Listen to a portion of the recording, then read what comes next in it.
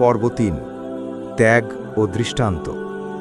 আহমেদের জীবনের দ্বিতীয় পর্বটি ছিল ধৈর্যের এক কঠিন পরীক্ষা, যেখানে সে তার মায়ের সেবায় নিজেকে সম্পূর্ণরূপে উৎসর্গ করেছিল। কিন্তু নিয়তির খেলা এখানেই শেষ হয়নি। মা ফাতেমার অসুস্থতার ধকল এবং বার্ধক্যের কারণে বাবা আবদুল্লার স্বাস্থ্য ধীরে ধীরে খারাপ হতে শুরু করল। তার একসময়ের বলিষ্ঠ শরীর এখন দুর্বল হয়ে পড়ছিল এবং তিনি প্রায়শই বিছানায় শুয়ে থাকতেন।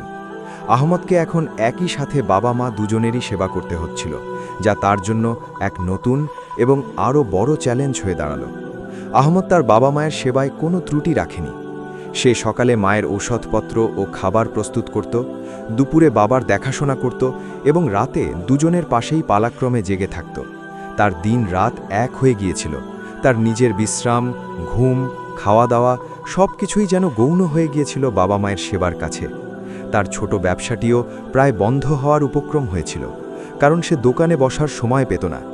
গ্রামের মানুষ তার এই আত্মত্যাগ দেখে বিস্মিত হতো। কেউ কেউ বলতো, আহমদ তো নিজের জীবনটাকেই শেষ করে দিচ্ছে। কিন্তু আহমদ জানত তার এই ত্যাগ বৃথা যাবে না। চিকিৎসার খরচ মেটাতে গিয়ে আহমদকে আরও বড় ত্যাগ স্বীকার করতে হলো। মা ফাতেমার চিকিৎসার জন্য যে টাকা ধার করেছিল তা শোধ করার আগেই বাবা আবদুল্লার চিকিৎসার জন্য নতুন করে অর্থের প্রয়োজন দেখা দিল। গ্রামের সেরা ডাক্তারদের পরামর্শ নিতে হলো, যারা উন্নত চিকিৎসার জন্য শহরে নিয়ে যাওয়ার কথা বললেন। কিন্তু শহরে নিয়ে যাওয়ার মতো আর্থিক সামর্থ্য আহমদের ছিল না। এই পরিস্থিতিতে আহমদ এক কঠিন সিদ্ধান্ত নিল। তার বাবা আবদুল্লার পৈতৃক সম্পত্তি বলতে ছিল এক টুকরো জমি, যা তাদের পরিবারের একমাত্র সম্বল ছিল। আহমদ সেই জমি বিক্রি করার সিদ্ধান্ত নিল। তার এই সিদ্ধান্তে গ্রামের কিছু মানুষ আপত্তি জানালো। তারা বলল, আহমদ, তুমি কি করছো? এই জমি তো তোমাদের শেষ সম্বল। এটা বিক্রি করে দিলে তোমরা কোথায় থাকবে? কিন্তু আহমদ তাদের বোঝালো যে তার কাছে বাবা মায়ের জীবন ও সুস্থতা যে কোনো সম্পত্তির চেয়ে মূল্যবান। সে বলল, সম্পত্তি আবার ফিরে পাওয়া যেতে পারে, কিন্তু বাবা মা একবার চলে গেলে আর ফিরে আসবেন না। তার এই কথাগুলো গ্রামের অনেক মানুষের মনে গভীর প্রভাব ফেলল। তারা বুঝতে পারল আহমদের ভালোবাসা কতটা গভীর। জমি বিক্রির পর যে টাকা পাওয়া গেল তা দিয়ে বাবা মায়ের উন্নত চিকিৎসার ব্যবস্থা করা হলো। আহমদ তাদের শহরে নিয়ে গেল, ভালো ডাক্তার দেখালো এবং প্রয়োজনীয় ঔষধপত্র কিনল।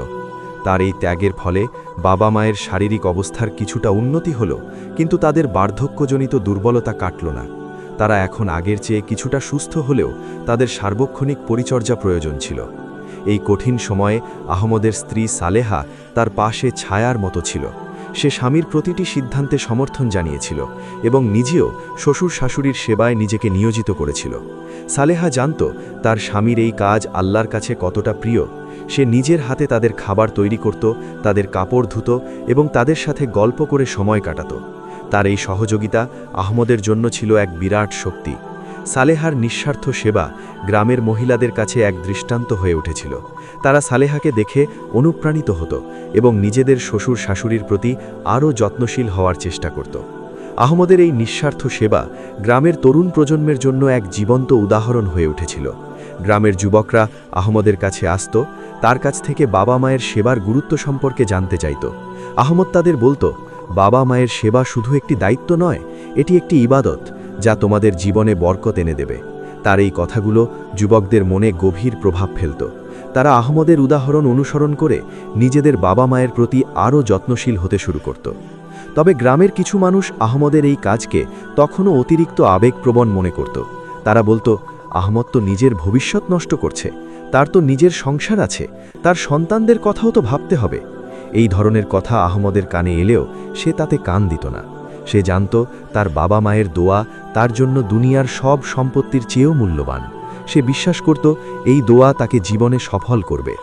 আহমদের বাবা মাও তার এই ত্যাগে অত্যন্ত সন্তুষ্ট ছিলেন। মা ফাতেমা প্রায়শই আল্লাহর কাছে দোয়া করতেন, হে আল্লাহ, আমার আহমদকে তুমি দুনিয়া ও আখেরাতে উত্তম প্রতিদান দিও, তাকে তুমি জান্নাতের সর্বোচ্চ স্থান দান করো। বাবা আবদুল্লাহ আহমদের কপালে হাত বুলিয়ে বলতেন, আমার ছেলে, তুমি আমাদের যে শান্তি দিচ্ছ, আল্লাহ তোমাকে তার চেয়েও বেশি শান্তি দান করুন। তাদের এই দোয়াগুলো আহমদের হৃদয়ে এক নতুন শক্তি যোগাত।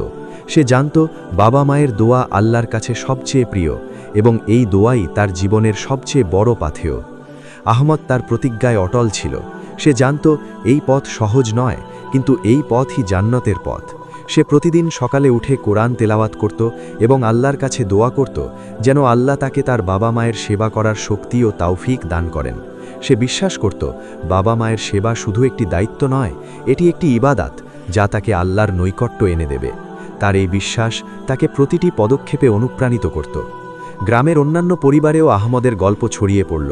মায়েরা তাদের সন্তানদের আহমদের উদাহরণ দিত, আর বাবারা তাদের ছেলেদের বলতো, আহমদের মতো হও, তাহলেই তোমাদের জীবন সফল হবে। আহমদের জীবন যেন গ্রামের জন্য এক জীবন্ত শিক্ষালয় হয়ে উঠেছিল। সে প্রমাণ করে দিচ্ছিল যে আধুনিকতার এই যুগেও বাবা মায়ের প্রতি ভালোবাসা ও সেবা কতটা গুরুত্বপূর্ণ। তার এই নিষ্ঠা শুধু তার পরিবারের মধ্যেই সীমাবদ্ধ ছিল না, বরং পুরো গ্রামের সামাজিক বন্ধনকে আরও দৃঢ় করে তুলেছিল। আহমদ যখন তার বাবা মায়ের জন্য খাবার তৈরি করত, তখন সে প্রতিটি পদক্ষেপে তাদের পছন্দের কথা ভাবত। যখন তাদের পোশাক পরিষ্কার করত, তখন সে নিশ্চিত করত যেন তা আরামদায়ক হয়। তার সেবার প্রতিটি কাজ ছিল ভালোবাসা ও যত্নে পরিপূর্ণ। সে জানত বাবা মায়ের মুখের এক চিলটে হাসি তার জন্য দুনিয়ার সব সুখের চেয়েও মূল্যবান। তার এই নিঃস্বার্থ ভালোবাসা এবং সেবার মনোভাব তাকে গ্রামের সকলের কাছে এক বিশেষ স্থানে অধিষ্ঠিত করেছিল। এইভাবে আহমদের জীবন বাবা মায়ের প্রতি সেবার এক উজ্জ্বল দৃষ্টান্ত হয়ে উঠল। তার প্রতিজ্ঞা ছিল দৃঢ়, তার ভালোবাসা ছিল অবিচল। সে জানত এই পথই তাকে জান্নাতের দিকে নিয়ে যাবে, যেখানে রয়েছে অনন্ত শান্তি ও পুরস্কার।